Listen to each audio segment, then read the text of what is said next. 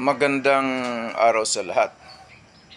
The YouTube channel of the Fraternal Order of Eagles, Limbas Law Corner is back to once again render public service in the field of law for our countrymen, or itong aming pagbabahagi ng kaunting kaalaman sa larangan ng batas para sa sambayanang Pilipino, brought to you by the Limbas Marangal Eagles Club of the Eastern Rizal Region 2 sa pamamagitan ng inyong lingkod na isa ng mga abogado at isang propesor sa maraming law school sa ating bansa.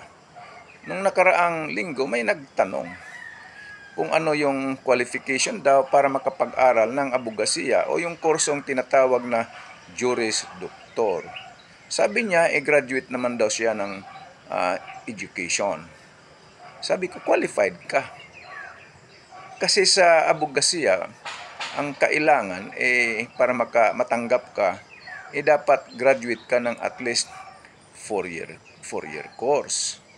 Ang sunod na tanong niya, ito yung sunod na tanong.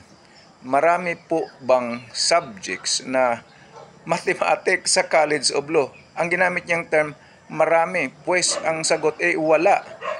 Bakit wala? Itong Juris Doctor or pagkaabogasiya, graduate studies ito.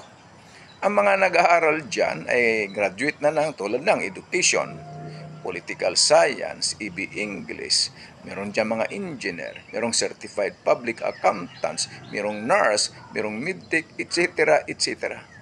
Bakit sila mag-aaral pa ng mathematics?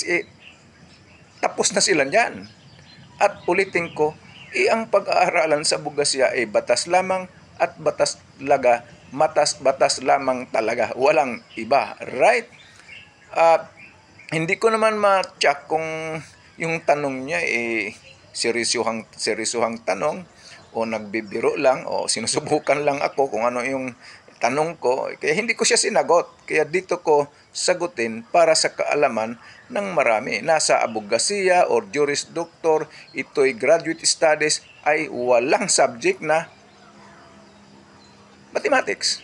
Walang subject dyan na English. Wala nga. Wala. Kasi mga graduates na yan lahat ang nag-aaral tapos na.